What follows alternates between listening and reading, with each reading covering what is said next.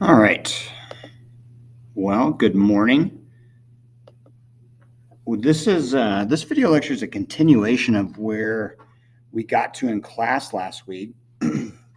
so um, I'm going to try to pick a spot where I know everybody got to, and if you feel like you can fast forward a little bit beyond where I'm going to start, that's totally fine. But just make sure that you have definitions and applications for each thing that I go over.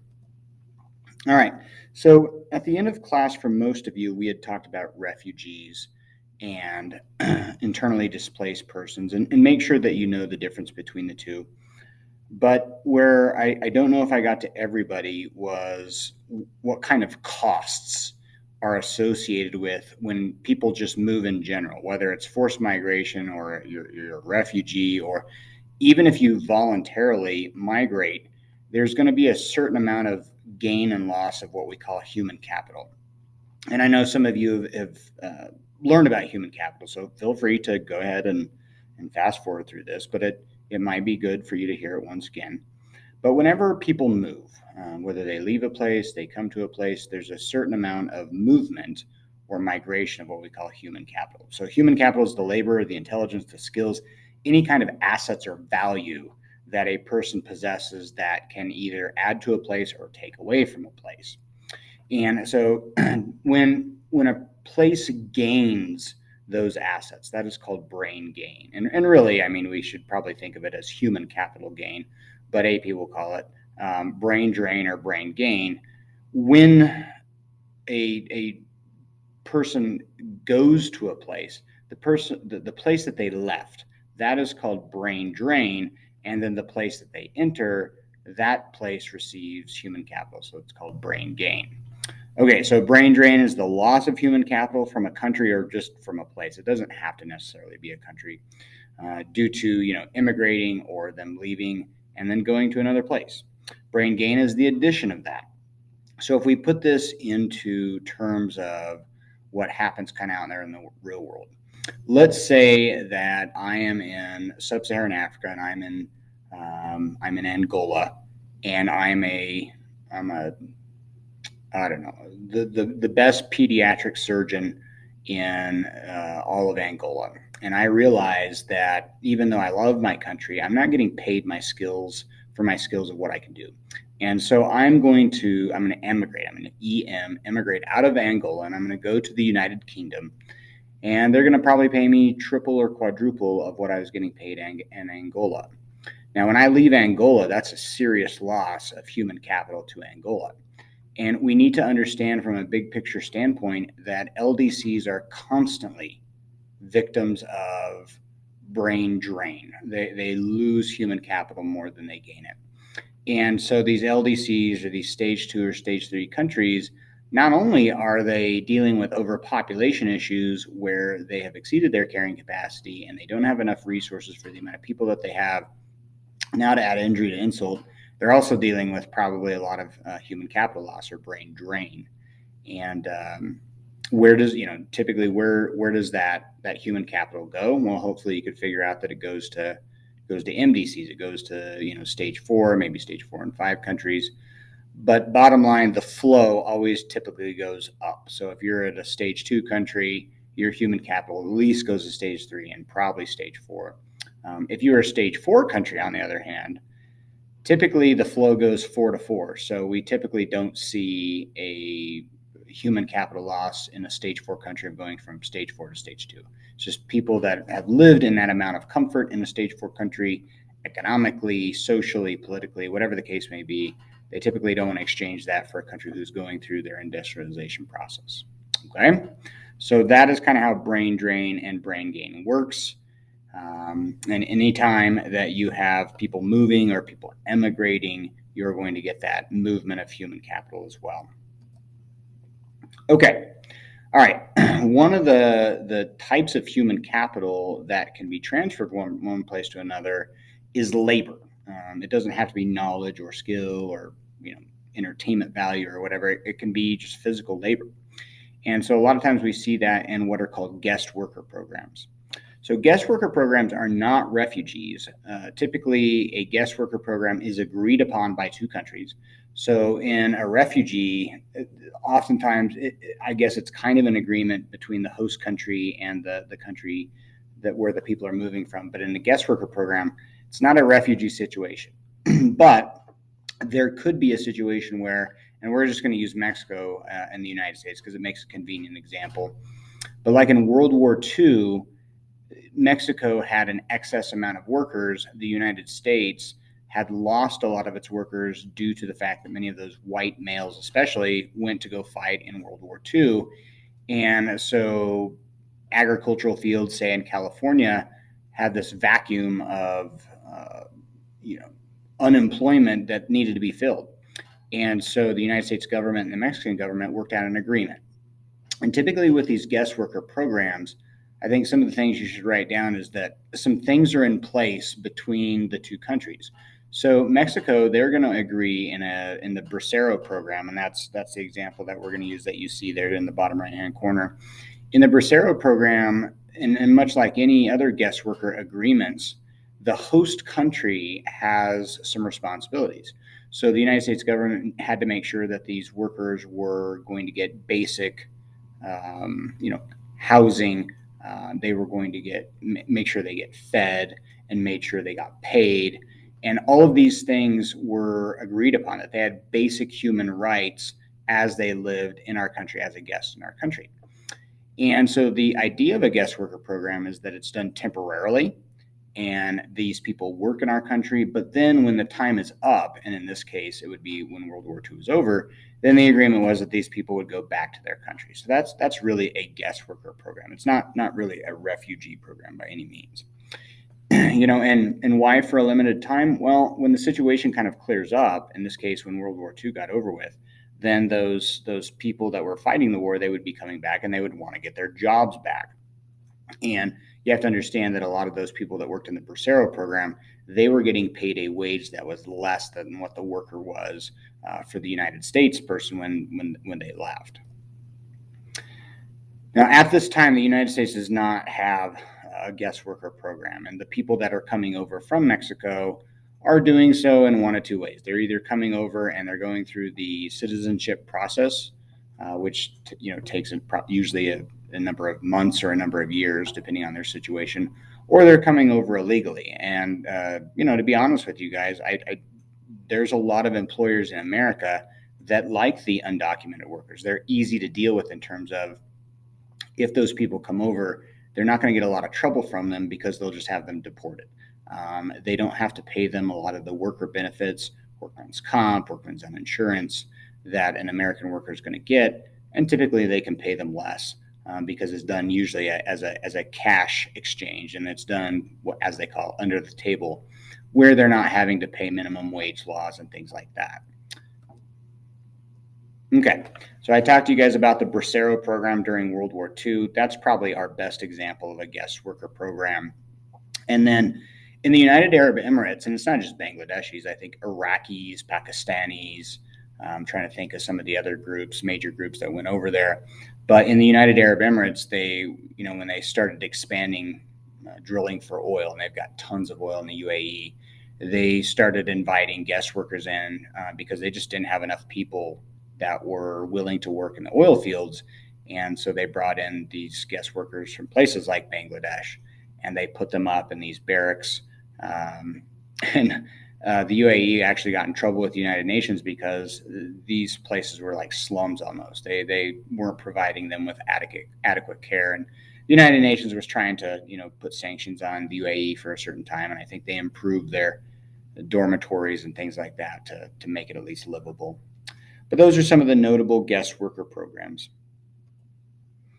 All right, here you can see what this does to Bangladesh. And I'm going to let you look at this for a second as I speak. And I want you to kind of understand what a guest worker program does from a population composition situation, where look at the makeup of Bangladesh's population pyramid and where that guest worker population came from that ends up going to the UAE. And if you still can't find it, I want you to take a look at males from about age 20 to 40. And you can see there that on the left side there, that you have a number of those people that have gone over and now they're in the UAE and they've left Bangladesh. So now you have actually an excess of females compared to males. All right, when guest workers or any type of human capital goes to work in another place, usually it's temporary, and usually they're going to send money back to their family or friends or whomever into their home country, and that's called a remittance payment. And we need to understand a couple of things about a remittance payment. First, read with me and make sure you have this in your notes. A remittance payment was when somebody from a country, and usually that country is an LDC, they go and they find work in another country, and that country that they find work in is typically a stage higher in the DTM, so usually an MDC, like a stage 4 country. And then when you get paid, you typically send at least some of that money, or most of it, or maybe even sometimes all that money, back to their home country. And what starts to happen is that there's this dependency, and in second semester we'll talk about this dependency theory or dependency model, where LDCs pretty heavily rely on MDCs for a lot of things. And if you're like a farmer in an LDC, you rely on fertilizers made by countries that are MDCs. But in this case, economically, if you are some sort of guest worker or migrant worker that goes to another country, you're typically from an LDC and you're typically going to an MDC. And those LDC countries, they begin to rely pretty heavily for remittance payments into their, into their kind of their GNI, their GDP, I guess you could say. But it becomes a big part of their economy. And so you can take a look at the world's top recipients of remittance dollars in the U.S., and you can see that India by far gets the most. And I would imagine most of those people in India are going to European countries, probably most notably Britain. If you know anything about British history, you know that Britain was the kind of the colonial controller of India. So there's quite a connection there between Britain and India. You can kind of think of our relationship with the United States and Mexico. That's kind of how it is between India and England. You can see that Mexico is third on that list. Mexico's remittance payments make up, like, I think probably either in most years the second most amount of income or the third most amount of income to their economy per year. So you're talking about a major chunk of Mexico's economy is coming from remittance payments. They absolutely need those dollars critically. And then you think of how much money goes into tourism into Mexico. They rely on us quite a bit for their economy, but you got to look at it from the other perspective too. If that much money is going back to Mexico every year in remittance payments or in tourist dollars, how much do we need them? I mean, we need their labor to be formed or to be performed in our country for that money to even go back. All right, now unscrupulous people will take advantage of this situation, and I'll give you a couple of examples of what we kind of generically in our country call a coyote, but it's just a human trafficker. And you saw this in China's Lost Girls, and that's another good example of coyotes, people that would, they would kidnap people, and then they would sell them, they would human traffic them to somewhere else. And so anytime there's a labor shortage, or in China's case, a wife shortage, you're going to get some bad people who are going to take advantage of the situation. And so coyotes are the unscrupulous kind of bad people that take advantage of needs, in this case, migrant needs for labor or whatever, and whatever the case may be. These people facilitate the smuggling or human trafficking of people across borders. And I bet you'd be able to find tons of these people that are doing this work between the United States and Mexico, hiding people in boats going across the ocean from Mexico to the United States, or, out in the Pacific, or facilitating trucks going through borders where they'll hide people in compartments or something like that. Here I just had some silly picture where these people are sleeping in a truck. But the idea is that you have some coyote or somebody like that that's being paid by these people to get them across the border, and this is obviously a legal activity. Okay, our last term for chapter 3, for the chapter 3 on migration. is the population equation. So after we get all finished with people moving in and moving out, and then if we step back to chapter 2, people being born and people dying, we have what we call the population equation. And there'll be a kind of a question on this on the exam, and you just got to make sure you understand how it works. And it looks very complicated, but I assure you it's really not. All right, so follow with me here, and I would probably write this out on your notes. BOY stands for whatever the beginning of the year population. So on January 1st, 2021, whatever our population was in America, that's represented by beginning of the year. Okay, and then we go through the population equation, and we could kind of really think of those equal signs as almost like arrows going to the end of the year. So what we're going to do is we're going to take that population that we had at the beginning of the year, and we're going to add to it however many births and deaths we have. Okay, and I'm going to do an example of this here in just a minute. But for most countries, Japan not included, for most countries, you're going to have more births than deaths. At least that's the way it is in the world right now. So you're going to take the amount of people being born, that's typically a plus sign, and then you're going to minus the deaths from it. And then you're going to take that against the amount of people that move into your country. And then, of course, you're going to minus from that the amount of people that are going to leave it. And then you're going to take a look on December 31st. What is the population at the end of the year? That's EOY. All right, so again, follow through me here, with me here. You've got your beginning of the year population, so whatever that is, and then you're going to take all the births of your population, and then you're going to minus from that your deaths. And for most countries, that's going to be more than your deaths. So, let's make it really simple here. If you have 10 births and 9 deaths, then you have kind of a net gain of 1. Now, if you're Japan, it's going to be probably different. You're going to have, 5 births and you're going to have 10 deaths. So you're going to have more people that die, and that's going to be a minus number. But whatever it is, you can just work your way through the equation. Okay, so for most countries, you're going to take all the births of your population minus deaths, then add the amount of people who came into your country. Okay, that would be the IM, the immigration, and then you're going to minus from it the amount of people that leave. Now remember, in an MDC, there's probably going to be more people immigrating into your country, unless you have stringent immigration laws, than leave it. Not like the United States. The United States is always going to have more of those I's than they are going to have the E's. But if you're a stage 2 country, probably you're going to have more people that are going to be the E's than the I's. Okay, so if we quantify this, we just put this in numbers. Let's say the beginning of the year population that we have is 500. Okay, then we're going to have, and we just made the numbers really simple here, but let's say that we have 50 people being born, and we have 25 people that year that die. We have a net gain there of 25. And we're going to add that to the number of people that came into the country, which is 35, and the amount of people that left the country, which is 20. So that's really a net gain of 15. So if we take the 2 parentheses there, we've got a net gain of 25 and a net gain of 15. That's 40.